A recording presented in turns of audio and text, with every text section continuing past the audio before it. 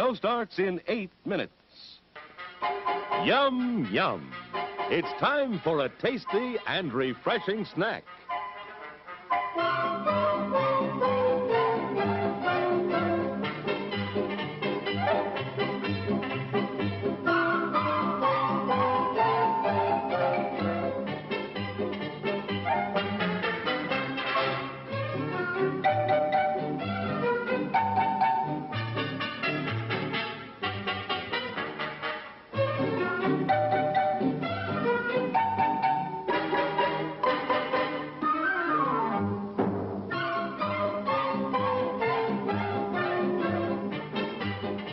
We promise to satisfy your hunger, your thirst, your sweet tooth.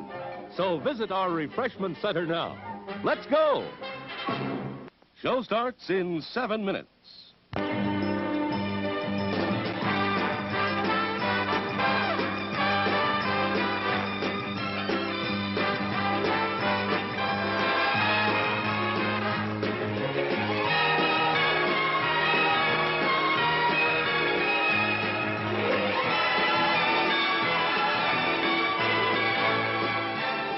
It's refreshment time, folks. Taste that beats the others cold. Pepsi pours it on. Taste that beats the others cold. Pepsi pours it on.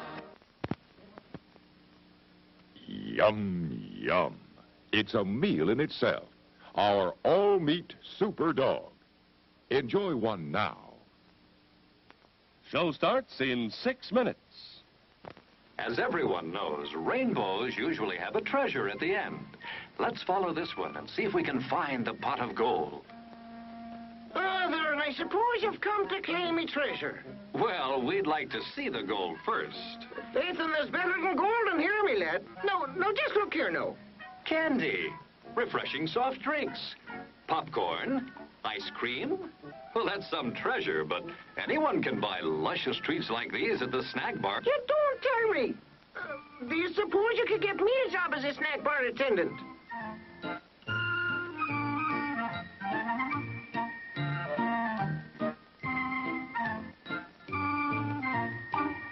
Show starts in 5 minutes.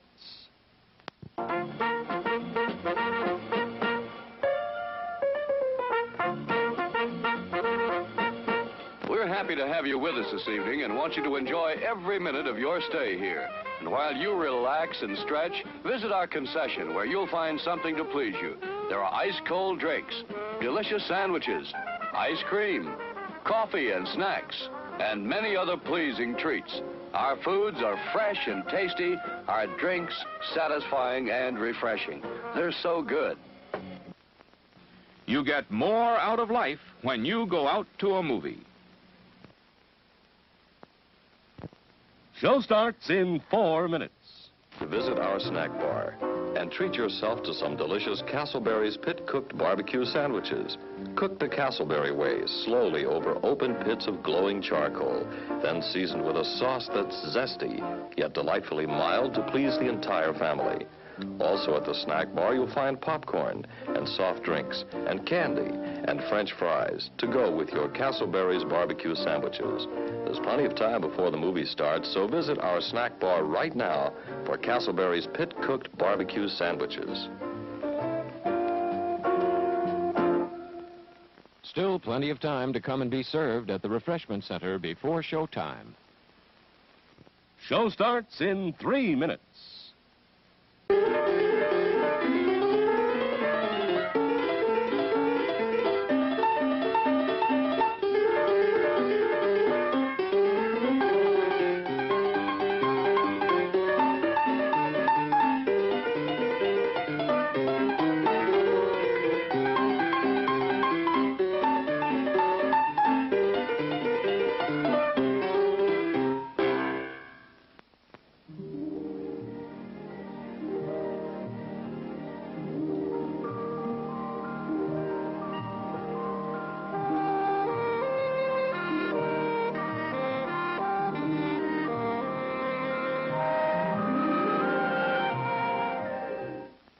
Show starts in 2 minutes.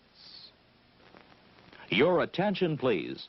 All new hotshot electric in-car heaters have been installed for your comfort and convenience. Just insert heater through car window and turn on the switch. When leaving, please turn switch off and replace on speaker post. Warning, high voltage. For your own safety, do not attempt to repair or remove wires. Do not attempt to open heater unit. If you need assistance, please notify the theater box office or concession manager.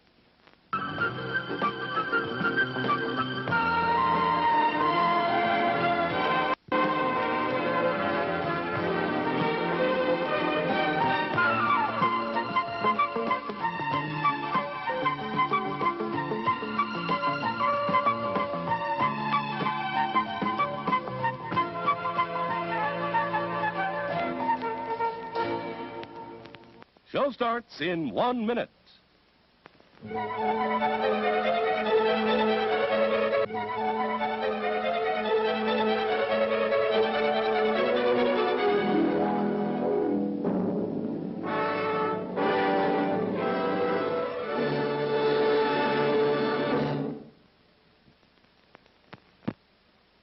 Please remember to replace the speaker on the post when you leave the theater.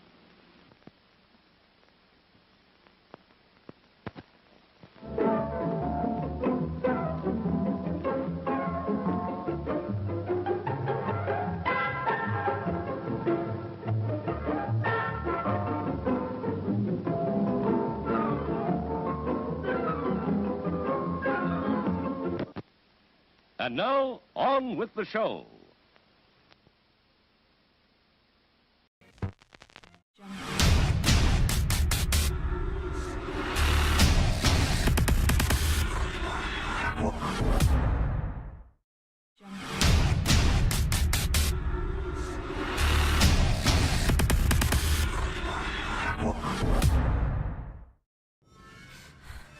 The Gorecast is brought to you by American Horrors, the greatest uncut horror channel in the world. 24 hours a day, 7 days a week, all horror. As well as the station of decapitation without your head. America's longest running horror channel, www.withoutyourhead.com. The following program is rated TV MAL. It contains strong language and is intended only for mature audiences. Viewer discretion advised.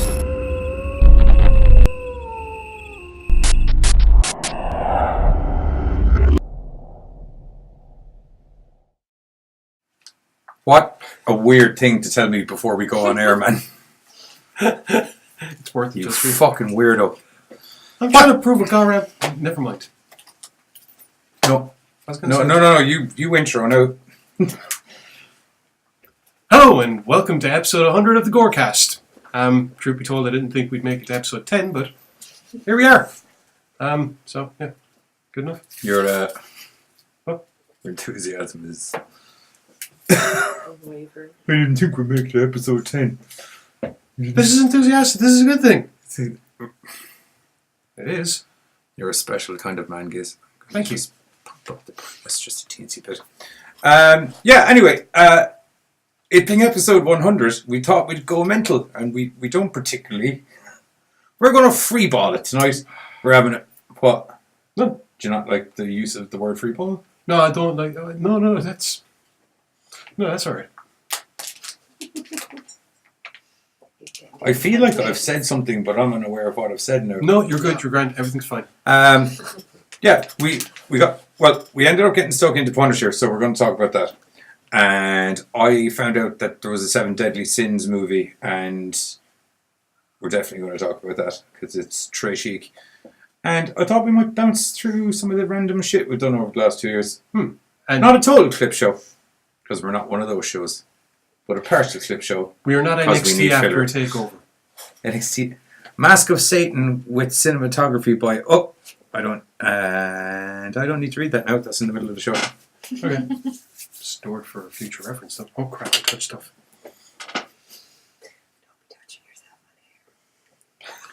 Just let the audience know the microphone's super sensitive and everyone can hear you. Yeah, probably.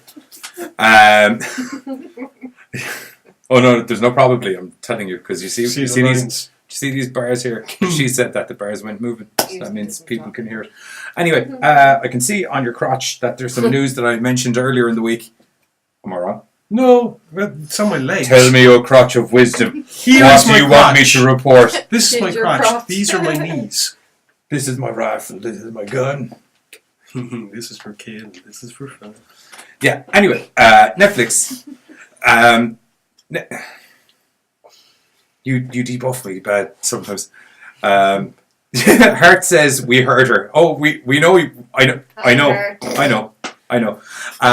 Anyway, Robert Stack. No, sorry. I don't know. Is Robert Stack coming back? I doubt it. Back crack Stack. Is he still alive? Stack back. I don't know. He couldn't be.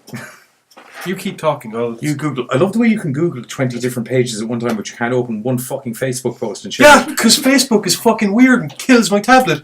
Nearly kills my PC as well. That's why I'm not on the damn thing the whole time. Anyway, Netflix are Netflix are relaunching Unsolved Mysteries, which I'm super excited about. I used to love that show so much. Although I don't know. You see, part of that show being so awesome was Robert Stack, who we can't establish his back. Yes. See how I stayed on track? He's not. He's not? He's not dead, or he's not back? He's definitely not back unless necromancy's involved. But it is Unsolved Mysteries. I know, that's why I said it. I am Robert Stack. No, man, it'd be... And welcome! It'd be way less better to go, or like fucking Boris Karloff. I don't know, man. He's a classic kind of guy. Yeah, I know, which means he'd be all like refined in a suit. You know, maybe a little line around the neck. Not that he'd need it, just, you know, exemplified point. We're going to talk about that too. Talk about Amazon Prime is slashing the indies royalty rates and also just kicking movies off. Period. So in saying that, some major production movies are also getting kicked off, but the ratio of major production to indie, it always is going to be. Oh yes, it doesn't make it right though. Lower is the word that we were reaching for. And they're just dropping the general monies in generals to what people on there are able to get, because we were speaking to two directors who are suffering from issues specifically. I see. Anyway, back to Unsolved Mysteries. Back to Unsolved Mysteries, which that could actually be on an episode of the Amazon Prime thing. Yeah, due to Unsolved Mysteries basically being put onto Netflix. It was put on Netflix, wasn't it? Is it on Netflix now? Hang on. What? Thanks to its arrival on streaming platforms in 2017. And he jizzed. That's why I said, that's why I asked, was it? I didn't say it was. Eric Beggs, what's going on? We got a eunuch. Well then, I know. In the audience, not here. To the best of my knowledge. No. So it's on Netflix. No, Jesus. That was a question that I posed. Was it? The answer is, I don't know. It was on streaming services. That's all the article said. I am going on it now. That's why I was asking. Okay then. I'm only accentuating points because you did too. Because the show got a resurgence in popularity in 2017 after being put on whatever streaming services it was put on, it hyped speculation that maybe the show will be brought back. Ah, cunt. It's not on this. Whoa. That's a big word to drop early in the show. It's okay. Anyway, it turns out creators Josh Cosgrove and Terry Dunn-Muir were actively talking to a couple of broadcasters who have shown interest and are very optimistic that they'll have something by way of new episodes by the end of the year. But who is the stack? I don't know. The eunuchs love the sexiest men in horror. # rock hard for you. High five. Apparently, Unsolved Mysteries did get brought back in 2003 on Spike and had Dennis Farina as the Robert Stack. I don't know either. Yeah, neither do I. Okay. But anyway, yeah, as I said, hopefully we get Unsolved Mysteries. Maybe it would be on Netflix. I don't know. It's one of the things. It says Netflix. No, that's one of the speculations being raised because Netflix are the ones predominantly putting out new content and bringing stuff back. And you know, Hulu. before it gets Hulu do a lot of fascism as well. Hulu do a lot of what? Fascism. Get down with the G terms, dog. I will slap you in the face with a dictionary. It would be a terrible, terrible mistake. And a waste of a perfectly good dictionary. I reckon it'd be a solid enough hit.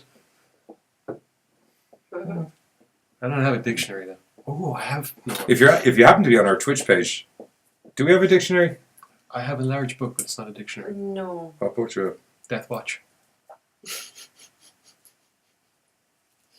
Oh. Do you not realise? If you happen to be on our Twitch page and you click on the donate button, if we make money tonight, we can see how well this. You've got a very hard head. I know I've got a very hard head. We can see how well this exchange would work out. I'm sorry. Are you trying to get people to donate money to see me slap you in the face? I'm essentially saying, pay me to fight Giz. That won't end well. I panic and go to maim. What? I panic and go to maim. No. That would also be a terrible idea. I know. Yeah. Jesus Christ, man. Can we get back to talking about stories that don't involve me and you probably killing each other in a death match? Tom Costell's down with it. Fuck's sake, piss off! If your man who directed Voodoo is down with it, it must be a good idea. That's what I say. Just because he likes seeing violence doesn't mean we should encourage him. Isn't that what the whole point of the show is? Our violence against each other, not... Anyway. Good news, everybody! Ghostbusters is coming back! Properly! But, we should have had the tune lined up. Oh wait, it's crappy. It's not crappy. I mean, it's Random Sunday.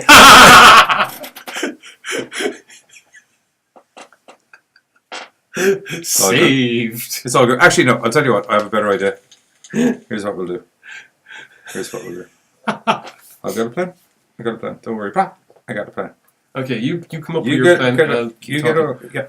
With the announcement that Jason Reitman, son of original Ghostbuster director Ivan Reitman, was on board to do the third installment, it got a lot of people really hyped up, especially since it's been revealed that this film will essentially be a sequel to the original films. And no, you keep talking. I think it's like good background music. I'm taking it in. I'm going to smoke my pipe while I do it. It's not on. What? That's not on. Oh, that song's on. Yeah, I knew that song was on. Anyway, needless to say, it got a lot of people very, very interested when we found out that it was going to be the son of the original director doing it. More so when the teaser trailer got dropped there on like Thursday or Friday. It showed like this barn and camera pans in, it's the ecto-one and a tarp. And yes, I know it's a tiny little thing and that's why they call it a teaser. But it turns out that, Ernie Hudson had revealed that there's a lot of, that himself, Dan Aykroyd, and I think Bill Murray, who is rather elusive, are most assuredly all in for a third film. Yeah. And it looks like it might be bringing in a group of 4 new teenage Ghostbusters. So I'm hoping for a return of the Extreme Team. Oh, no. Oh, yes, the Extreme Team was brilliant. No, you see, here's why I'm getting worried. And I know it was in the comic books and there's a load of bloody thing and everything that I'm unaware of because I don't read that many books with pictures. They usually are just predominantly words. But any movie franchise I've seen where suddenly they introduce a younger generation, I'm so worried now, ever, because the Crystal Skull really fucked me in the ass. That doesn't count. But it does though, because it happened. Okay, but it's alright. I remember it. Listen to me. That's the problem. I'm going to calm you down. Calm you down right now. There is really good, reasonable explanation. And to be perfectly honest, if I'm right, it probably won't be teenage and it'll be more like early, young college years. Oh, so much better. It actually is. Because, okay, it's supposed to be Egon teaching college and it's his students and then becoming the new Ghostbusters. Obviously, with Harold and Ramis dead, they can't do that. But I could definitely see Ray teaching like supernatural courses in a university somewhere and shit going sideways and him going to try and do something and it doesn't work out because the ghosts are like stronger and he's old and what? There's a good chance we're fighting at the end of the show. What the fuck?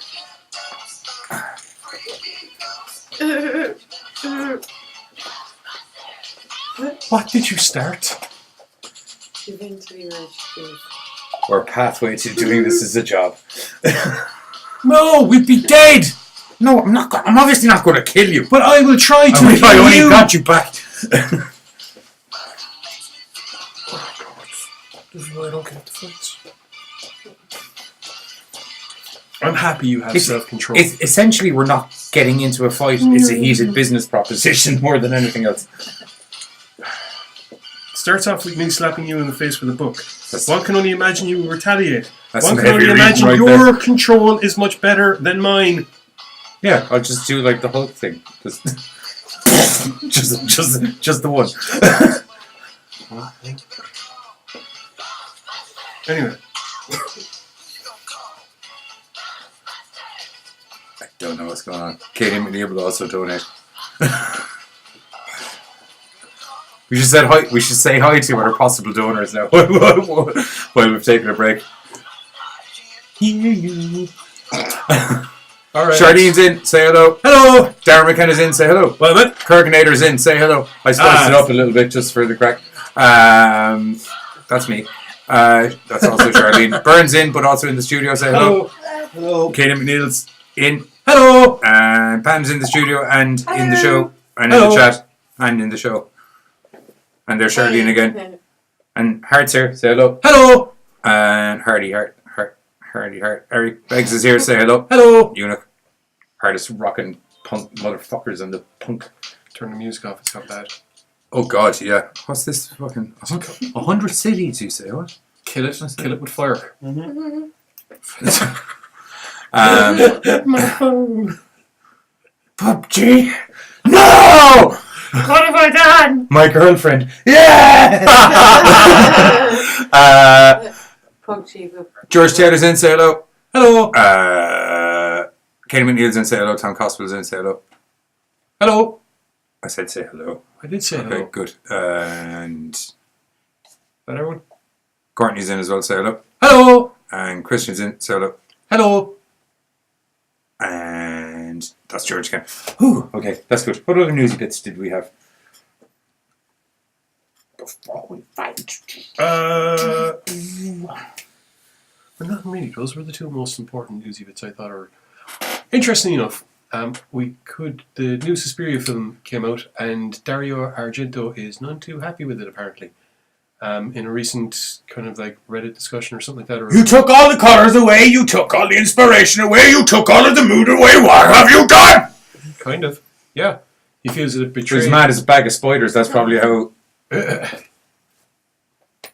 Feels that it betrayed the original spirit of the original film. Personally, I haven't seen the original film, but I did see the remake and thought it was bloody fantastic, to be honest. I thought I was going. I thought I wasn't going to like it, to be honest, and it turned out that I ended up getting drawn into this really well written story that. Yeah, Beano's here as well. Sorry. I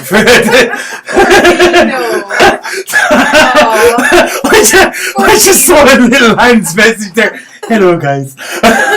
Yeah, Beano's also in the studio audience. There we go. Sorry. Everyone we know loves the Beano, or forgets the Beano, apparently. Special guest. Just saying. Ha, very nice. Yes. She actually has a Beano. I do have a Beano. Yeah, I know. Like a paperback version, not a man-back version.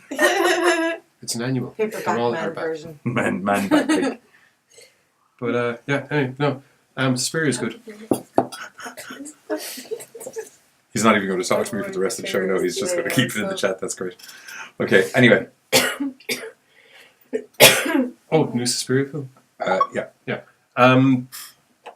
Like I said, I hadn't seen the original and knew that Dario Argento had come up with a film that, at the very least, was visually mind-blowing due to his use of mad colouring and all the rest of it. But this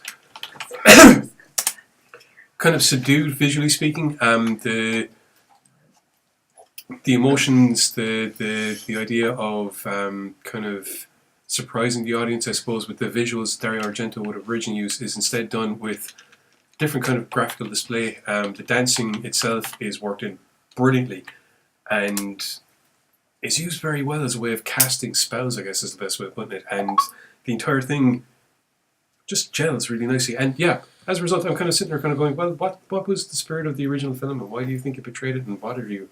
Oh, lining stuff up, I see. Yeah. We say lining stuff up. It's more frantically searching. Ah, I see.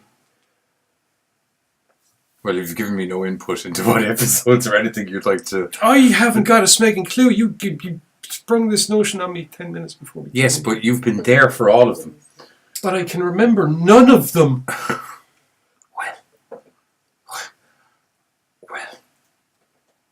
It's true. Well. I mean, look at that. I have no idea why you were dressed as a pirate. Why I was dressed as a pirate? Yeah, look. Down there. Although the fact that it says Halloween probably helps. Where? There. That one? Yeah. We were interviewing the cast of Pitchfork. And it was Halloween. And it was Halloween, and everyone was supposed to be in costume. Bar you, because you forgot. Forgot. Yeah. Actually, I don't actually know. Actually, I do believe the actual answer was no, you just forgot. No, you're wearing some neckerchief. Yeah, you had a skull neckerchief on. That was it. Yeah, I probably. And I can't remember what bullshit excuse of a costume you said it was. And then I also informed you that it was like, no one will be able to hear you through that fucking thing when we're talking. So you didn't even wear it on the show. While I was dressed like, I believe it was Chuck Norris's something or other. I can't remember what it was supposed to be. I was wearing a taekwondo outfit anyway. Okay. And I had a tie on my head. Maybe I was Ryu. Yes, you were Ryu. Or a really drunken dad at a wedding. Because it's very, very hard to tell. I think those are probably the jokes that you made, alright. Yeah, it was good. That was a great interview, actually. They're a really nice bunch of people. Yeah, they were. I still talk to Daniel Wilkinson on and off. Yeah? Pitchfork, yeah. Any sign of the next part? I have heard nay. I have to say, the barbed wire scene, that's one of those scenes in a film that even now... I actually enjoyed that. I really enjoyed that movie. Yeah, it was a good film, and it's just that barbed wire scene is always the thing that really sticks out for me, I think. Yeah. Just because it was the I won't lie to you, the dance scene is always the scene that sticks out for me, because I feel like it sticks out. Yeah. Yeah. That was the only bit of the whole movie that confused me. the rest of the movie was solid. I prefer to it's just like, this looks like it's about to start into a dance scene. This is a dance scene. Oh, this is an actual dance scene. Yeah. I was like, this is a full-blown dance scene. Yeah. Yeah. Although, he did say a load of murdering was supposed to happen there, but they ended up not being able to do it. So, it makes sense. And it was kind of like, we already had all the dance footage shot. So, I was like, might as well use yeah, it. fuck it. Horse it in there. Could be a whole new thing.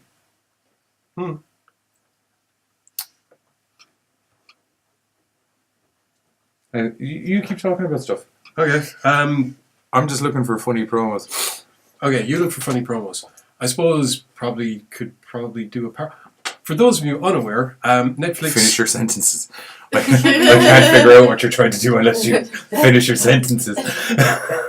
I was going to say, I might as well talk about one of the TV shows that came on recently that we have been really, really waiting for, that you managed to see an episode and a bit of before we came on air. Yes, that would be perfect, because I can chip in on that while I look up this stuff. I don't think this is the channel that we need to actually go to. This channel here. After being confirmed for Season 2 less than a month after Season 1 premiered, I can happily say that Frank Castle's return to the screen was freaking awesome! There on Friday... And from what I've seen, it seems delightful. Man, I'm just raging that, actually, to be fair, you saw 2 and a bit episodes, and I'm just raging that unfortunately you had to miss the Assault on Precinct 13, 3rd episode. No! That sounds like it's way more violent than the other 2 episodes. Because it is! Yeah, and the other 2 episodes are pretty violent now. There is a line in the series that I told him about before where a character turns around at one point and says, did you ever see that old Western movie where a stranger comes to town and turns out he's like the devil or death or something? Another guy just turns around and goes, who gives a shit as long as he's on our side? Well, there you go. And it just sums up Frank brilliantly. Sorry. Okay. It just sums up Frank brilliantly. Something shivered me timbers there I was unaware of. I don't know what happened there. The cold? Could have been the cold. Yeah. It is pretty nippy in here. But it sums up Frank perfectly for this entire season. The season itself actually starts off pretty much where Season 1 left off, where Frank he's been given a new life. He's been removed from systems and databases. If anyone goes checking up on him, he is Pete Castiglione, with absolutely zero criminal record, an average nice guy citizen to anyone that gives a fuck. So Frank is basically touring America, taking a look at the country that he fought for but never really saw, and finds himself in a bar in, I think it was Michigan or something like that. Oh, Michigan. It could be a lyric from a song. I'm not totally sure. Okay. Not totally sure. Not totally sure. Right. Musical episode. Happened. Okay. There you go. Worked it in. While Frank is able to clearly relax for a little bit and is shown trying to adapt to, I suppose, what you consider a normal life, Frank is still Frank. So when some git decides to get handsy with a barmaid that Frank was chatting to, Frank is Frank, and that's that. And then later on, Frank also notices this girl who's come in all scared, and there's this great moment where she's up at the bar and she calls him, what was it, Road Face or Roadhouse or something like that. You know, when Frank is looking at her, and turns out kid's in trouble, being chased by people, which leads to, in the first episode, Frank killing everybody, which is fantastically done, and manages to catapult the story into this cat and mouse event for much of it, whereby Frank is trying to figure out exactly why this girl is being chased. She doesn't even know for the most part. It introduces... And why would she? Well, usually people have some idea of why, really dangerous killers are after them. Oh, lie to you, that was a throwaway line just for the sake of chipping in there. Okay. I went down a dark hole trying to find videos. This series introduces a version of a character that was introduced in the comics known as the Mennonite.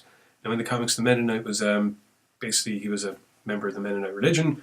Whose past is shadowed, but is known by very, very nefarious mafioso types who call him to go after Frank, and he refuses to use anything except the tools of the trade, literally like hammers and stuff like that. In this, instead of the Mennonite, we get John Pilgrim, who's played by Josh Stewart, and is very much... Who's the TV bastard from the Collector movies. Yeah, actually, yeah. And has absolutely no problem using firearms when necessary. And is a ruthless, cold-hearted son of a bitch who is nonetheless very compassionate and law-abiding. And he has one of these faces. Yeah, he does the stony face really well. Like, no matter what he's talking about, it's just this. Oh, that was actually a really delicious meal. Thank you. I really enjoyed it. I hope your daughter does very well in life and enjoys many future. Were you trying to do... I don't know. Your man from The Godfather? The first one. Fucking David. Which one from The Godfather? I was just Which one? The first one. I was just about to say Braza or something like that, the big dude. He's known as being very, very loyal. So loyal that he got his throat slit in the second one. Like the cord around his throat at the bar. Minute. It's been a while. Anyway, it sounded like you were trying to do an impression of him. No, I was trying to do stony face, but while also retorting in happy comments. Okay. Do you know? Okay. John Pilgrim is set in motion by Corbin Bernstein and Annette O'Toole's characters, the Schultzes, whose son David Schultz is a senator, and it turns out they have a bit of a secret that they want covered up. More on that as the series progresses. I'm not going to tell you too much about it. Unfortunately, unfortunately, this season also, well, not unfortunately for Frank, this season also wraps up something that was... No. Okay. This season wraps up, or also brings in something that was left at a loose end from season 1, and that is Billy. Billy Rossi is very much still alive, although very much... or for people who are on... Whoop, I forgot the... Billy the Beaut.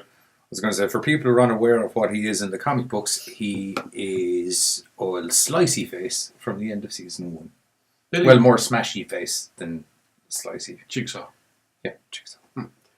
Frank put his face into windows or into a mirror several times, so he's now wearing a mask after facial construction and has complete amnesia. Well, pretty cool mask actually. It's a bit purge-like. There's a reason for that as the series develops. It's part of his therapy. Which you won't tell me. No, it's part of his therapy. Oh, okay. Yeah.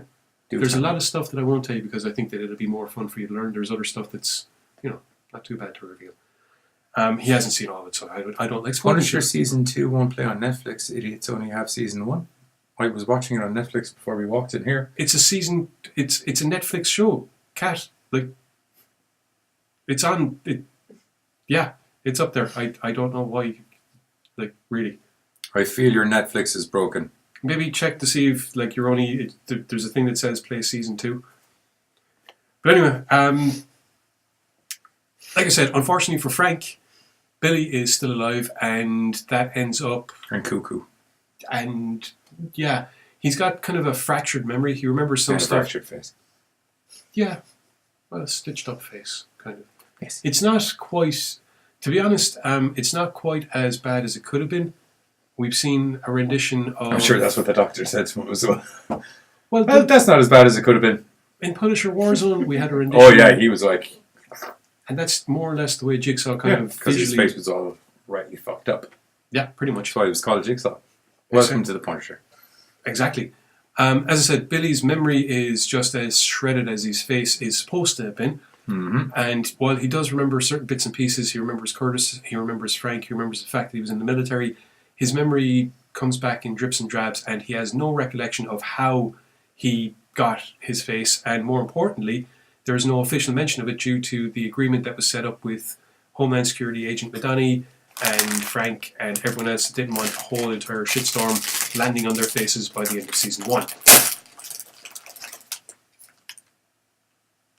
Okay.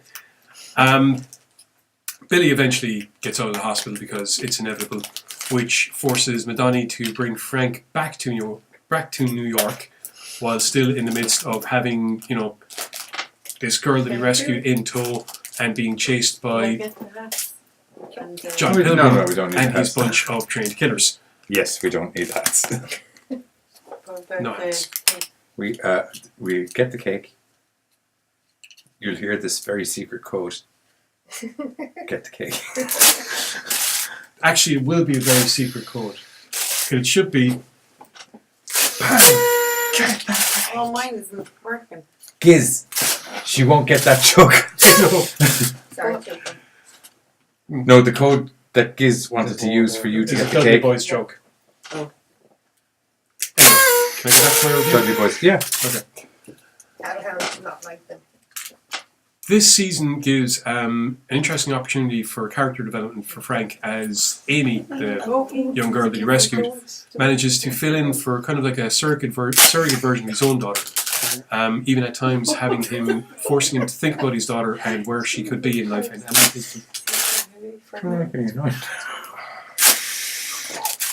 Take mine because I had one. Bino, you got silent blowers. No, mine won't blow either. Take this one blow, but it won't make a noise. Alright, anyway, back to show.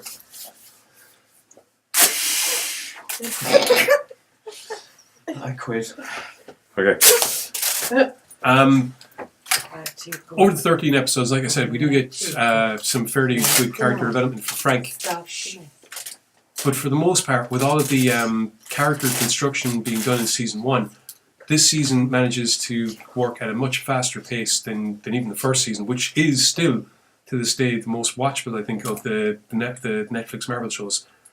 I really like Daredevil. Yeah, it's really good, I agree. I just think, you know... Yeah, Punisher's got something Yeah, special. Well, it it's the does. violence, really, isn't it? It's not just that, it's... He's a great character. One of the interesting things about Punisher is that it allows for a more real-world look at what is, technically speaking, still a comic book reality. Don't forget, these shows are still set in the same world as Thor and the Guardians of the Galaxy and the Hulk. Yet, when you're watching The Punisher, it doesn't feel like that.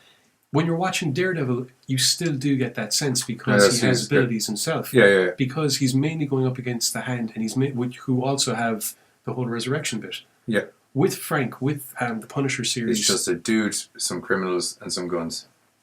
And some punchy, and kicky. And knifey, stabby. And door. There is a great scene. There's He threw a chick, like, clean through a door. Through a bathroom stall. Through a bathroom stall door. Yeah. Which he was doing her a favour, because he could have put her clean through a sink. Which he did to the guy. He did to the guy. And it looked really sore. That take on the sink and on the guy. He's only seen like the fight from the first episode. We could talk for an hour of the fights I've seen in 2 episodes. And you still didn't get to see the big one that I was waiting for you to... I know. And that's not even like as awesome as shit gets. I know. Do you know what we could do? We could fast forward on Netflix and just watch my reaction as we watch it. You won't hear it, but you'll see me being like, oh, fuck. Oh. Yes. Probably stuff like murder. Do it. Season 2 definitely proves why fans were clamouring to see more of Frank Castle, and also validates the fact that Netflix were so quick to confirm a second season after the first season came out. Unfortunately, with cancellation of Luke Cage, Iron Fist, Daredevil, Jessica Jones Season 3 is still to be coming up, but then again that's because it was still in production, much as Punisher Season 2 was in production when these cancellations came out. Now the good news is that the producers, Stephen Lightfoot and I can't remember the other producer's name, have actually got a direction for Season 3. They know where they would like to go with it, and they're all up for doing it. It's just a question of whether or not Netflix would be willing to let it go through. And if Netflix doesn't, would there be... I'm gonna cry. Well, hang on a second. Bear in mind, right? Disney are bringing out their streaming channel. We've already got a confirmed... hang on. We've already got a confirmed Loki series with your man Hiddleston playing Loki. We've already been told that Daredevil will continue in the Marvel Universe in some way.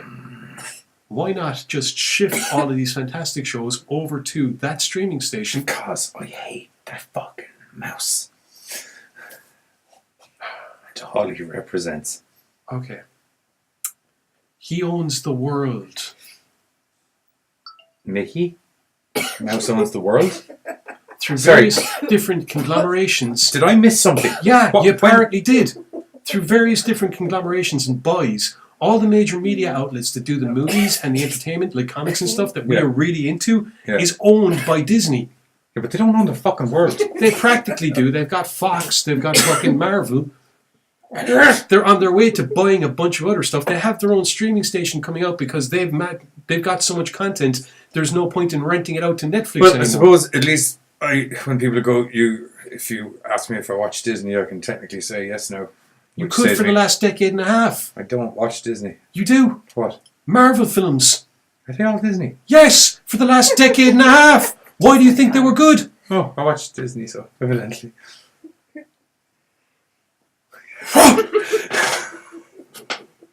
Oh, my brain. Oh, my brain. Whew. Anyway, Season 2 of The Punisher manages to deliver where Season 1... I've never broken you like that on air before in my life. 100th episode, dude. Oh, 2 years. 2 years of it now. Just one sentence I want to finish. 2 years. I think it was just the fact that you didn't realise that Marvel has been Disney since before Iron Man started. So, do you want an honest to God answer? Anytime I'm watching a Marvel movie, ordinarily when all of those initial credits are starting, I'm doing this.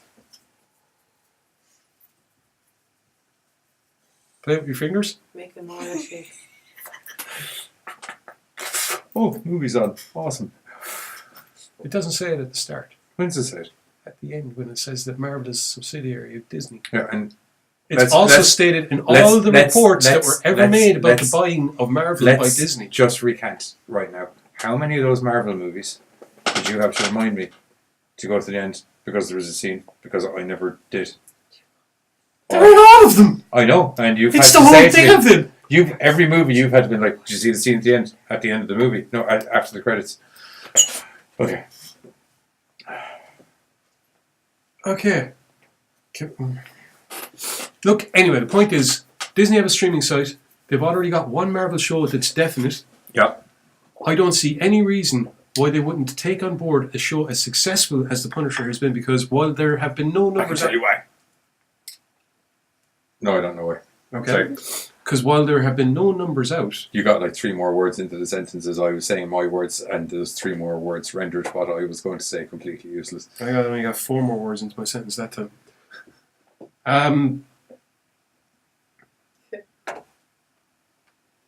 You done? Yeah. Well, there's no numbers out yet for viewership at the moment, based on Season 1 and based on the fact that I personally think that Season 2 is actually better, mainly because we don't have to deal with the albeit minor builds that happen in Season 1. We don't have to deal with that as much. Yes, it's true that once again the story does primarily revolve around Billy and Frank. However, this time, because it's Billy trying to put pieces together, it gives things a slightly different dynamic. The first time around, you had Frank trying to piece together the story, what happened with his family. This time it's Billy trying to figure out what happened to his face, basically. But you also have the unrelenting John Pilgrim and the conspiracy. Such a good name. It is, yeah. And the conspiracy that the girl Amy has inadvertently found herself wired into. There's an interesting line at one point where Frank is trying to figure out exactly what it is that he's involved in, and Amy's telling him that she has no idea, that she's being chased, and Frank just turns around and goes, "Yeah, well, I suppose it is what it is," and she turns around and goes, "No, it is what you make of it." A lot of season 2 is examining the fact that Frank's methodology is what has led to some of the most violent encounters in these people's lives. The way that Frank goes about doing things has led to an increase or an escalation in certain types of violence, gangland-wise, and it's... We should jump into a trailer, I think, and give some people some pictures. All right, if you want. Gangland violence. Okay, all right, great. Well, no, finish talking, doing your thing. I was just saying, I think we should jump into a trailer soonish. It is by that way how Frank basically finally accepts what he is. There's a fantastic line at one point where they've been trying to figure out how to go about doing things, and Frank mentions how anytime he tries to do things differently, people that care about him, that he cares about, get hurt. He should just be what he is, and after that, it's just a violent killing machine of justice. Well, no, Justice was Batman. That great picture of, you see Superman's thing, this means hope. Batman's thing, this means justice. Punisher's thing, this means you're fucked. No, but that's fair enough. Okay, we're going to do a trailer, and then we'll be back. Right.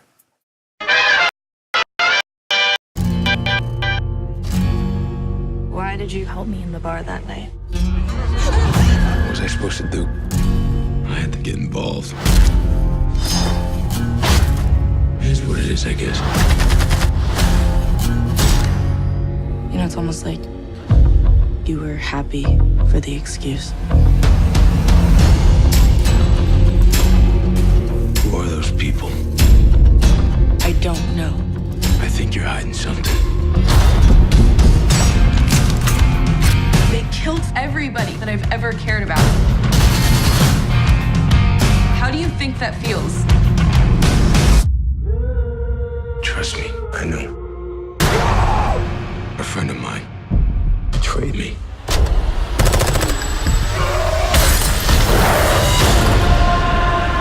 I dreamed about the Punisher every night. He thinks that he has the right to judge me. I want him to feel what I felt. We have a mutual acquaintance. I'm a cast on the girl. Russo's back. And he has an army.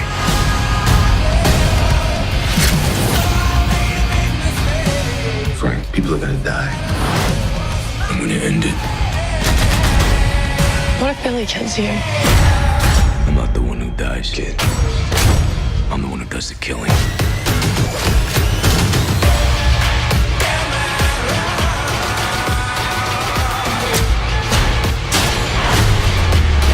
She's got some serious issues. Let me be what I'm meant to be.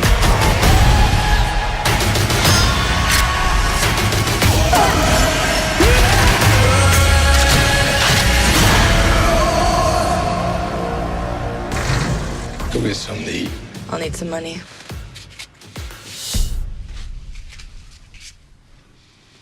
Not suspicious at all.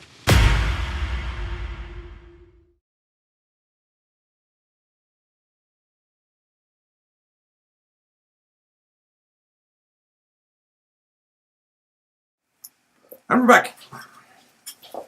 So, that's how delicious the old Punisher is. I'm very much looking forward to getting more into it.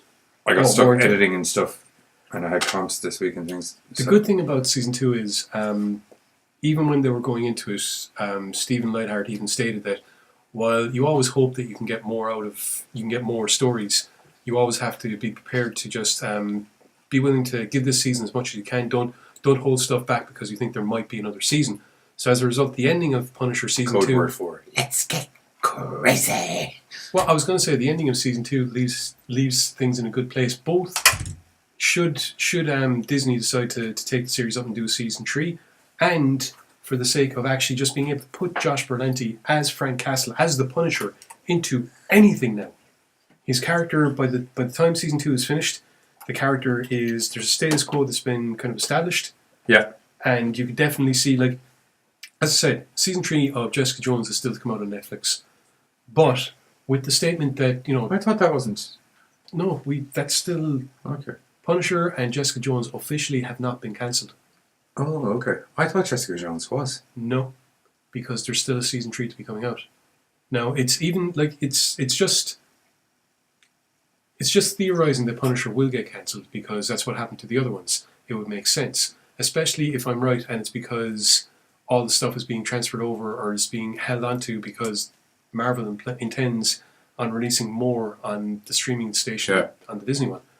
But as I said, with that statement about Daredevil probably making other appearances, there's been rumors that we could see Punisher, Daredevil, Luke Cage, and Danny Rand in the next Avengers movie.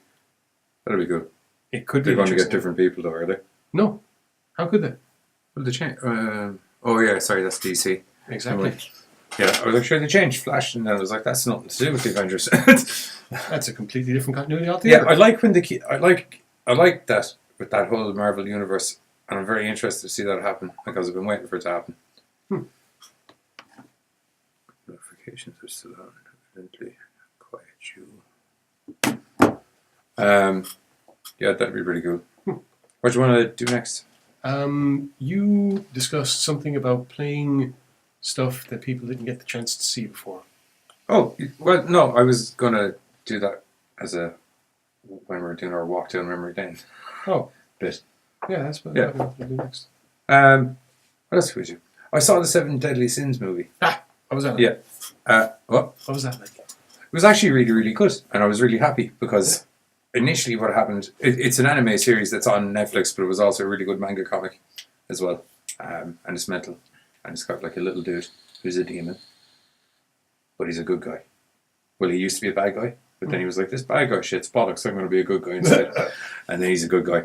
And then he becomes one of the 7 Deadly Sins, who are these 7 awesome people at fighting, basically. Typical manga anime shit, Yeah. We're 7 people, and it doesn't matter how many 100 people you send at me or how many power levels the dudes you send at me are able to go up. We're always going to be able to get more power levels, although they don't have power levels because that's Dragon Ball Z. But there is a sort of an evolution. You of could power. see the wheels of my mind turning, couldn't you? Although their evolution of power is a little more natural, opposed to just being like, there's like an actual learning. Yeah, there is for the book. Yeah, I know. They go up into the clouds in the sky and they do the thing. What? In the train, they go to some place training in isolation. That's one of the things. Yes. There's a lot of things in Dragon Ball Z, dude. Mostly revolving around naturally building up their strength. I can't do it now because my hair is tied down. Damn you, man bun. Damn you. Yeah, but anyway, there's a princess, meets the princess, keeps grabbing her boobs. That's the thing. He keeps grabbing her boobs the whole time. It's like how he says hello. But why I was super happy about this was season 1 came out. Season 1 was awesome. Then a couple of months later, they advertised season 2, and I nearly jizzed in my pants because I was like, "Fuck yes!" And it's not even a year. Or no, actually, no, it was a year. It was actually a year, and it was like, "This is season 2," and it was like, "Yeah, season 2." And then season 2 was like 5 episodes or something, and I was like, "This isn't a season 2 at all. This isn't a season 2. It's half a season. It was 1.5." And like a load of it was kind of reused footage from the season 1 because it was kind of like a tied-in filler story. So it was like, So I went on a fucking rant and a half on Anna Nightmares with Carter because I was like, if you're going to do that, because it's an anime show, so even though it's technically a 30-minute episode, unlike Castlevania where it's like really quick intro, actually 20-something minutes of episode. So it's why I don't get pissy about them having 13-episode seasons, because it is like... They didn't have 13 episodes. What was it? It was 8 this season, wasn't it? Yeah, because it was 4 in season 1. Yeah, but it's like they keep building up. Yeah. So, like, I was okay with that, whereas Seven Deadly Sins was 23 episodes. Then season 2, 6 or 5 or whatever it was. And I was like, what in the flying fuck is going on here? Myself and Carter had a mental breakdown about it. But anyway, I was like, if you're going to do some bullshit like that while you're trying to figure out what's going on in what is actually season 2, why don't you just cut all the shit out, put a movie start and do a fucking movie and just call it a fucking movie? They've done an anime for fucking years. We don't have enough shit in this storyline that gets you to the next storyline to make a whole season. What are we going to do? Make it in a movie. Make it a movie. Just make it a movie. Which is what they did eventually, I take it. Well, they did for this. Season 2 came out a couple of months ago, and it was fucking unreal as well. It's really good. Like, it's really enjoyable anime. Like, it's just really good. Artwork's great. Pacing is good. The little comedy shit and the titty booby grabby and all the weird little... The ecchi stuff? I wouldn't go... It has, like, ecchi moments, shall we say, but not... It's not overly... I know. It's like using humour. Yeah. It's not overly done. It's just when it does happen, it's like at the most inappropriate of perfectly well-timed times and things like that. Do you know what I mean? Or just generally in public where it's just hilarious. But yeah, season 2 came out, and then I was talking to Carter 2 days ago, and he was like, "See, there's a Seven Deadly Sins movie," and I was like, "What?"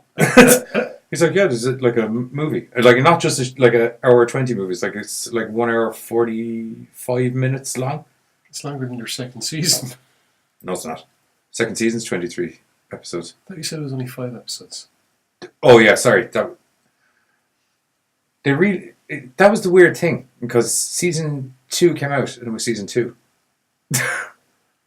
They foobarred with the numbering when they brought up the 5 episodes. I have a vague recollection of Carter explaining this to me, and I was just still not giving a fuck because I'd already got irate. You know what I'm like when I'm... They did something similar, or at least I noticed something similar with Transformers, one of the Transformers cartoons that was brought out there a couple of years ago. It was like they brought out season 1, they brought out season 2, then they brought out 5 or 6 episodes and called it season 3. Yeah, it's an OVA. And then they brought out season 4, which was a full season. And it's something that I think happens in anime sometimes. Like you said, instead of doing, it's the OVA. Yeah, they do bring out 4 or 5 episodes, kind of like, we'll bring this out to kind of tide you over until we're able to bring out the rest of the stuff that we're working on. Yeah. So, but this one has like Meliodas and the guys starts off all happy, and then they run into one of the celestial. They're essentially angels, but they're not actually angels, but they got wings. They look like angels, but they're called celestials. Who's flying around, but Meliodas has ended up where the celestials are, and somehow the celestial that's gone missing, but he's actually run away in search of the great Oshiro, who's a god who's going to help them, because the demons are going to come down and start all of the murdering, and the demons look awesome. But Meliodas has landed up there, and in a weird quinky dinkiness, Meliodas and your man look identical. Actually, nothing alike. Well, no, facially, oh fuck, man! Give me a minute. Actually, here, I'll just put it up here. They actually look nothing alike. As in, it's like they look alike, but as if one was like super malnourished. Do you know what I mean? Oh yeah. Like, give me a minute. I'm just, what's the quickest? So what you mean to say is that one looks like the skinny version of the other? Not that the other one's fat. The other one just looks like he's a beefcake, even though he only looks like he's 16, but he's actually like 560 years old, demon. Okay, so or thousands years old, actually. One of them looks like an emaciated version of the other. Yeah, alright. I'll show you now. Give me a minute. Okay.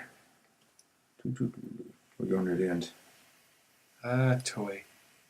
No, it's not near the end enough. Oh no, wait, no, this is in there.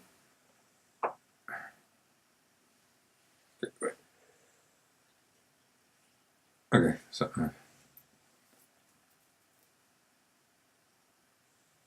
this is actually okay, here we go. Right, so that's the main guy from the Seven Deadly Sins, Meliodas, right? Okay. And all of those guys are him as well. Yeah, I know, it's a multi-form attack. No, he's actually able to clone himself. Yeah, multi-form attack. And then he has an awesome attack where whatever attack is sent at him, his attack is called Counter Strike, and it just takes all of it and sends it back at you 10 times stronger. We're getting there. What's going on? My favourite band was in a Marvel comic.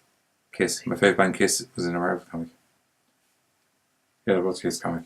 You're missing the thing. Yeah, I know. Sorry, I just keep forgetting how long some of these explosions are. But if you go, flip around. There. Okay, so. Okay, so that's Meliodas. That's the other guy. Right. The comparison that he should have made is that the angel is Prince Adam and Meliodas is He-Man. Oh yeah! How did I not get that? Oh my God! You're so right. You're so right. The fact that the angel is wearing pink and has the fucking page boy haircut. You're so right. You're so right. So right. I'm actually so fucking pissed off at myself I didn't cop that. Yeah, but essentially that's what's going on there. But nobody seemed to notice that at all. And also, Meliodas' girlfriend Elizabeth, Angel Boy's missus up in the skies, also bears an uncanny resemblance to her. More so because she's not beefcake. They're both normal sized. It's just one's got wings, the other one doesn't. Fair enough. But they both have the same magic powers, which is weird. That's good. And then there's the flying pig, which is great, who's able to consume. If he eats, they're like a weird pig race where they'll just like inhale stuff. Okay. Like imagine like Kirk. Do you remember that Game Boy game Kirby? Yeah. Yeah, imagine that kind of vibe. But if it inhales it, it's able to take on the form. It's like Beast Boy. If it inhales the thing, it can take on the form of that thing. So he's very cool and funny. But yeah, it's I was super excited. It's also one of the reasons I didn't get to watch Punisher because I got stuck into that today, and then I got distracted, and then there was editing, and then there was all those things. All that was going through my head was the pig shapeshifter and the reference to Oolong, the pig shapeshifter from Dragon Ball Z. Yeah. Yeah, sorry. I can't remember the name of the pig in this one. It's funny though. It's great. So, fun time had by all while watching the movie. Yeah, like I was actually really surprised because you know the way sometimes that like when they go to fluff it out into a full movie, it can get very like. Well, the other side of the anime stuff is that by going along and doing a movie, it allows them to take the characters that you know and just drop them into a completely different story briefly without necessarily affecting whatever grand dynamic you might be building up. 100%. I liked how there was like a little inkling of stuff that was just said in mention to just show that it was like, this is after season 2. Carry on. The Team 4-star British version Dragon Ball, some of the movies that they did, that have references like at one point there's one of them has Vegeta sitting on the Dragon Balls at the end of it on Namek, just looking up going, this film is that's painful. What? Say that's painful. That's actually his exact words were, this film is so non-canon it hurts. Yes, I know you were in reference to sitting on the Dragon Balls. It's more painful than you know. Well, they're not Dragon Balls. They're large. They're like the size of somebody's head. It makes sense that they're called Dragon Balls as well. When you sit in them, that should be what it's called. Oh, Dragon Balls, because you sit your balls, and it's like Okay. I'd feel bad about being louder if it wasn't for the fact there was 500 students outside the house about 2 minutes before we went live.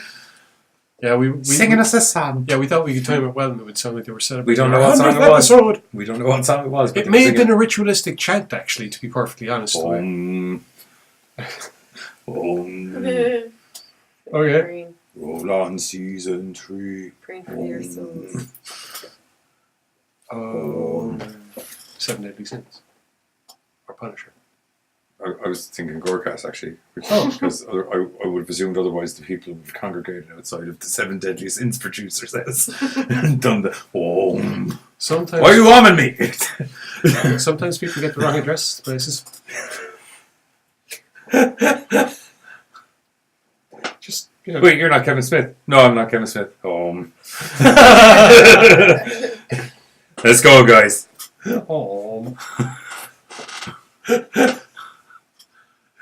Just going to be a congregation. I blame Baines for my inevitable hearing loss. Could be me. You have lots of loud friends though as well. Another one right here. You're not that loud. All depends on the situation. if you're loud or not. Yeah, pretty much. If that means you're like loud in like I think she's referring to being loud in general. Mm-hmm. It's the deep voice. I put that on a little bit there. But Yeah, anyway. you did. Yeah, you did. Can you think of any funny episodes that stick out? I really enjoyed the Tom Costello interview. It was funny. Okay. I can't remember squat, man. Welcome to a slight insight into one of the issues with the Gorecast. This is what I'm fucking dealing with the whole time. How would you expect me to remember that? Oh, I don't know. You were there. Do you know what happened? I can remember films that I watched as a kid. I cannot remember what I had for dinner yesterday, although I think it was pizza. It's one of 4 things. Breakfast dinner. It can't be that hard to figure out. It's one of 4 things. I know, that's why I said I think it was pizza. You should. Yeah. Should have what?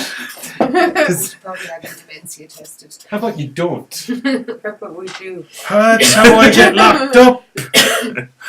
Sorry, I won't remember tomorrow evening. Look, it's bad enough that that is a potential inevitability for me. Thank you very much. I don't need you hastening its approach. Okay, well. Okay. Anything else you would like to talk about? Because we have actually done an hour's worth of a show. I didn't realise. Yeah. I actually didn't realise the time. That's why I was wondering why you were so worried that we were getting caught for time. Yeah. Okay, so we will... okay. I knew there was something I had to do. As is customary, on a Sunday, we have a TV show over on the beautiful station that is American Horrors, and we're going to be talking about an absolutely mental movie that we saw called... What are you looking at? I was trying to figure out the killer queen thing. The Red Queen killed 7 times. It's a movie. I know, I didn't realise that at first. I thought the Red Queen was somebody new that was after tuning into. But now that you mentioned that, I'm very happy you did, because I'm on the right track to what I was looking for. Yay! Anyway, we're going to be reviewing a movie called Ghouls... No, not Ghoul Scout. No, it is Ghoul Scout. Ghoul Scout Zombie Massacre. There you go! Yeah, I keep saying Ghoul Scout Guide. I have Girl Guides in my head. Because it's the same thing, isn't it? Yeah, Girl Scouts. Girl Scouts, Girl Guides, same thing. Ghoul Scouts, yeah, that's the pun. Yeah. It's punerific. It's puntastic. Puntacular. Which is... it was part of the American Horrors Film Festival a couple of weeks ago. The premiere, I think it was January 1st, if memory serves me correctly. After our top 10. I'm not asking you, actually. I'm telling you, to be honest. But, yeah. So, I better grab the trailer. And we'll put the trailer on. Because I forgot to get the trailer. So, we're going to throw this on right now for you. And you get a slight gist of what it's all about. Kind of. Would you get a gist of it? You get somewhat of... Oh, that's the wrong photo. Prepare to see the promo for the show that we're going to be doing tonight, in which we take a review of Ghoul Scout Zombie Massacre, which turned out to be lots of fun! And hopefully you'll get a feel for exactly why we thought it will be fun with this promo thingy. Yes. What you were going for? Yeah. Yeah, sure. That's fine, yeah. Why did you help me in the bar that night? Find them the door! Quick! Yeah, quick! Gotcha! Fucking zombies! Okay. I don't know what's going on. There's literally sexy zombies everywhere outside of the studio. I don't have a clue. It's just like that that Ghoul Scout Zombie Massacre film. Yeah. You know, sexy zombies and everything. We should probably review that. That sounds pretty cool. Yeah. How are we going to get past these zombies? You see myself and the kids this Sunday on American Horrors, hopefully, where we're going to evidently review Ghoul Scout Zombie Massacre. 30 p.m. CST, 2:30 a.m. GMT. Oh yeah, what are we going to do about the zombies? I'm going to go and see what kind of sexy zombies there are out there, actually. What are you on about? I'm going to go have some fun. Let's crack Okay, whoa. If you're going to go cracking with those zombies, don't forget to bring protection. There you go. Oh, and don't worry. I know what to do. Hey.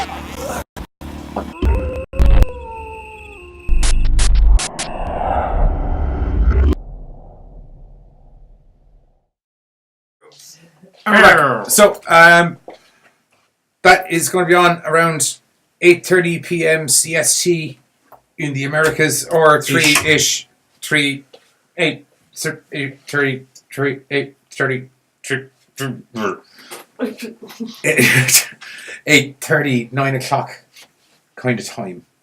ish, depending on what way the movies line up, and that works out as about 2:30 a.m. 3 o'clock in the morning. That's where I'm getting confused. GMT. In the GMTs. If any of you crazy Irish motherfuckers are going to stay up and watch it.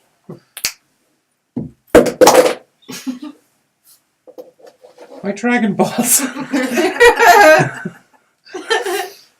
That was a Dragon Ball the Bridge joke. Yeah.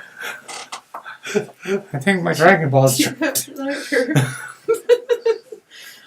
Anyway, yeah, make sure to go see that. I also got distracted. Keep it down there, Pam. Just a little bit. Sorry. Just a little bit. Mask of Satan. So, there we go. Yeah, so on After Us, I think. Yeah, on After Us is also Mask of Satan with cinematography by Bava and Spooky Good Mission Terror, which Mission Terror is great. It's like Ghost Hunters, but I don't find it funny. Have you seen the one that was... Do you remember you and I were watching it one night where it's a bunch of guys doing like... It's like they do the Ghost Hunting show, but it's a bunch of black dudes. No. It's great. It's absolutely fantastic. Were they in like a haunted... Everything. That's what they do. Haunted's their game. Ba-do-do-do-do. Ghost. No, it wasn't Ghostbusters. I can't remember the name of it. It was Ghost something. It wasn't Ghost Facers, was it? Phasers? Facers. Facers. I don't think so. That's more Scream, isn't it? Supernatural. Supernatural. Ghost Facers. We should do a Supernatural episode. There's 14 years of it, dude. Granted, I've seen it all. Yeah, no, but like we could like pick a highlight reel of stuff, maybe. Top 3 episodes. Ooh. No, we can't do that because I'm going to have to do 14 years of watching. And some of those years aren't that great. Yeah, well, we can skip those because we know what years they are, and they're obviously not going to be on the list. Yeah, that's true. Recent years have been good. Definitely the one with the hookers. Do you remember where they had to go to the strip club? Finally, after all these years. A gig in a strip club. Oh, such a good joke. So there's Mask of Satan, and then how to slide back down here. Where's the other one? 7. Did you see the mic? Kill King. I didn't see. The Red Queen kills 7 times, also playing on American Horrors and Beyond Darkness tonight. Oh, Beyond Darkness is awesome. What did Mike say? They're syrup balls. Syrup balls? Yeah. Where's this? It comes just under crispy. There must be. He's under crispy. Jesus, Mike's getting around. Do you have him banned from the thing or something? No, there must be some sort of delay or something. So, Mike Rydell, what's going on as well? And welcome to the show. And Derek O'Doherty, welcome to the end of the show, actually, because I think we're running out of stuff. Yeah. Yeah, because I did want to do somewhat of a, we'll say, flashback episode, but Giz's memory won't let me do it. Giz says no. But you see, if you're not able to join in, it's just me talking to my friend going, do you remember the time? Do you remember the time when we interviewed... Stop prophesizing my future, motherfucker! I'm not prophesizing your future, I'm prophesizing your present, because I'm doing it right now. Do you remember the time when we interviewed Samantha Stewart, speaking of voodoo? Yes. Yes. Do you remember? Yes. That was a fun time. She was a very nice lady, actually. Yeah. She was actually a really nice lady. She was in Young and the Restless, or Bold and Beautiful, or one of those. Or actually, do you remember, she was in one of them properly, but she was like, oh no, I've actually been in all of them in some capacity or another. But I was in insert one here. I can't remember off the top of my head. I don't remember for the movie. Not the show. I remember the time you got pissed as a coot when we with did Luna Wolf. That was funny. I didn't get pissed till the end of the show, though. She was already gone by the time the booze hit me. I managed to hold it together. I kind of remember. We all were drinking that night, though. No, it was me and her. Yeah, that's what I thought. But we both had a very rough day, and both of us were like, we're doing this interview, and then I was just like, I'm sculling this bottle of whiskey. I don't know about you. I was just like, I had a shit day as well. Let's get drinking. It's a great interview. You get a good interview when everyone's cack out. Yeah. I think I've only been drunk after sieges. Yeah. In my defence, I've only been that one time ever. I should have cut a montage reel of you shit-faced on the show. So bad you didn't. You see it? The episode a couple of months ago, The Last Siege, where you could not remember what the fuck we were doing. Completely forgot what episode it was. Like, as in, we were in the middle of one movie review, and then he thought we were, like, on a completely different movie. And it was like, we're not even... That's not even on the show tonight, dude. I don't know what you were talking about. What? And then he was falling asleep near the end of it. At least I stay conscious. Tune in next Siege for potentially more of the same. Relax. When's the next Siege? Before the next Siege, I'm Easter. going to teach you how to set up the studio in the computer. And you're going to set up, and I'm going to go and get cack at the Siege. And you're going to have to deal with me when I come back. It's not going to work. Or you're going to tell me how much drinking money you're bringing out with you, and I'm going to drink the equivalent. Hang on, do you want to know what the worst part of that is? What?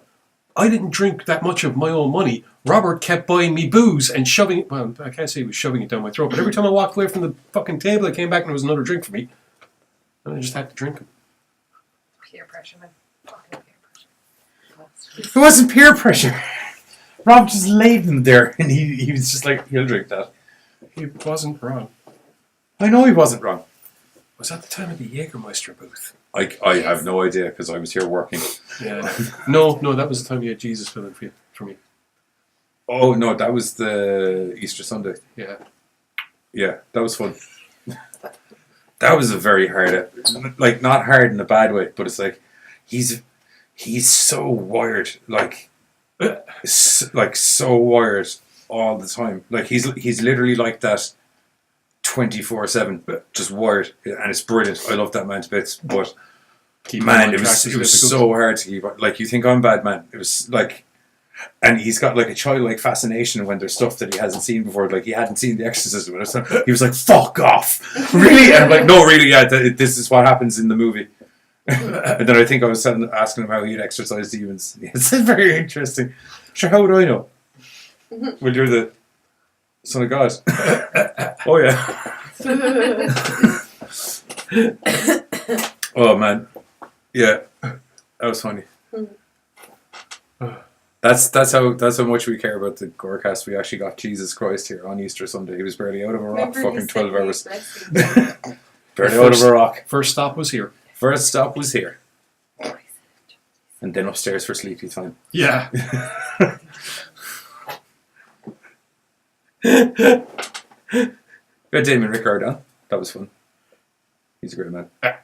He's super awesome. What other fun stuff do we do? I really like that John Carpenter episode we did. Do you know, the Rob Zombie versus Carpenter Halloween episode? That's still, like, I think my favourite one we've ever done. No one ever backs up Zombie. I was just like... We did. I know we did. I was just like, no one ever backs up Zombie. I wonder how many people were comparing Zombie's work to the 2018 Halloween film. In disparaging ways, I mean. Oh, I imagine everybody. He managed to do it right.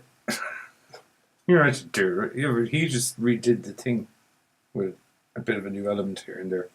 But essentially, he just redid the thing in a very good and well together way. But he did just stick to the template. Well, yeah, I mean, after all the other films managed to, well, I'm just saying, Zombie didn't stick to the template. Zombie went to do his own thing. Yeah, he wanted to construct a whole new mythology, examining the psychology behind the characters. Yeah, like, I really enjoyed that aspect of it, man. Everyone was like, "Oh, it's not a scare. It's not a scare," and I'm like, "But it is though, because that kid just horror. Like, I know that he's had a bad life and all of that kind of thing, but it still formed him into a. I just like killing shit. Why do you do this, Jason? Or not Jason? Why do you do this, Michael? Because I'm really good at it and I enjoy it. No, because I just like killing shit. I remember this one time, the first time I killed some shit, and I was like, I fucking love this. This is. Do you know some people get stamps and they're like, I'm gonna get this stamp. I'm gonna put it in the book, and I'm gonna You know, I like how that one stamp looks there, and I feel if I invest an abnormal amount of time into it and get several thousand more, this could be a nice little thing. I've got a hobby now, you know, and Michael was just like, yeah, this is neat. I like this. This is good. I do like how you managed to equate stamp collecting with serial killing. Hobby's a hobby. True enough. Everyone invests more time. The fucking serial killer probably invests more time into the stamp collectors, to be honest. Yeah, I suppose prep and all the rest of it. Yeah. Hobby's a hobby. Gotta be said. Okay. I feel that's going to bite us in the ass in a few. Yeah. Anyway, on that, thanks for joining us on our 100th episode. I know it was a little bit more mental, but we just 100 episodes in. We weren't that constructed on episode 1, and I felt we shouldn't be that constructed on episode 100. So yeah, there was that. Yeah, let's get here. Let's try this. Okay, I feel if we just maybe we seriously need to blow them. All right. Happy 100th birthday! Oh, do you want to bring in cake? Yeah, right. Don't do that. Let's bring in the cake. We got cake. Stop throwing things. There's so many things. Oh no! Stop throwing things. Projectiles everywhere. Projectiles. Is there any other cool shit that's coming out that you and I want to talk about just while we wait for the cake to arrive?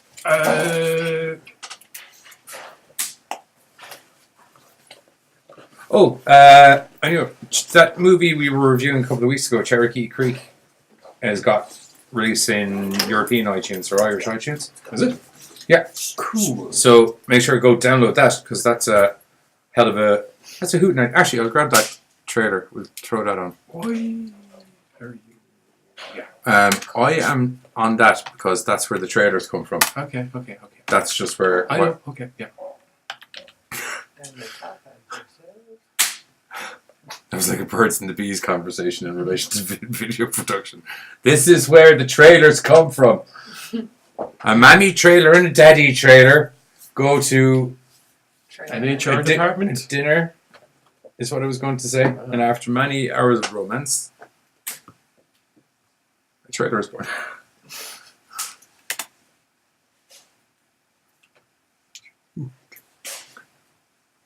There we go. Okay, we'll be back in a minute with cake. Well, I said it in the advert that like there was going to be cake, and I feel I'm not going to lie to them. So cake there shall be. Okay.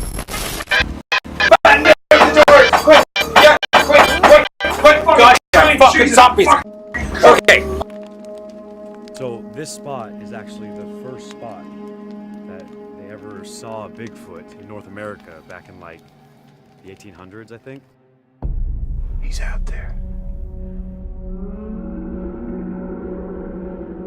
Hey! He's behind you! He's behind you! It's right there. Dusty? Is that you?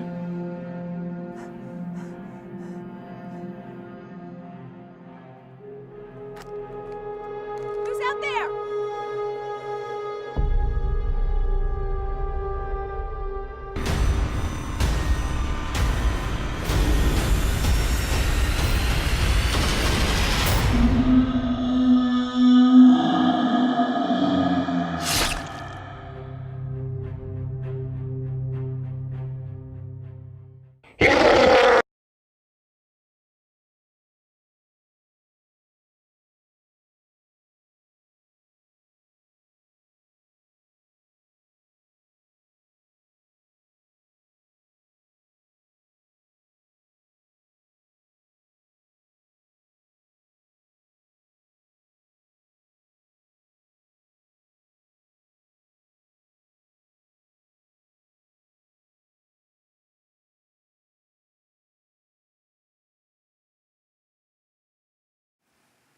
Hello and welcome back. As you can see, the trailer for Fire. I volunteered to light the candles. I was told emphatically, no! He's not allowed. There you go. See, actually, notice that I had 100 candles because I had the candles. So, This cake looks awesome. I'm actually going to eat that bit right now. Oh, it's pretty in there. Oh, my. Cheeky. Anyway, thanks to Bino for getting the cake. Because initially I was like, I'm going to end up having to eat the whole cake because no one else will eat it. But Byrne said she'll eat it, so that's fine. I'll eat some of that. So, thanks for joining us for a year and a half because I know loads of you are here for ages. That chocolate really gets up in your mouth there.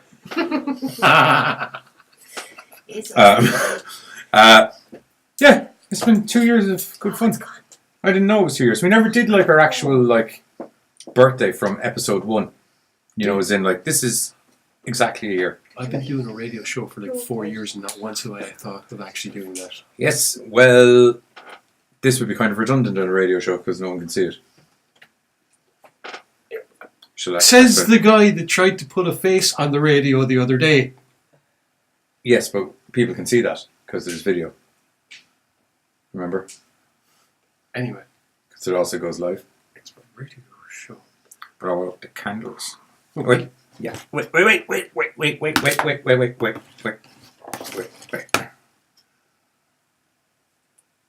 a heat haze in front of the camera. You're a heat haze. Okay, so thanks everyone for a year and a half, or over 2 years actually, come to think of it now that I had it in my head, it's over 2 years. I'm so bad. Anyway, thanks for joining us. Before wax gets all over this cake, we're going to go, Giz, blow out the candles. Say goodbye first, obviously. Goodbye! Can I blow them up now? Yeah.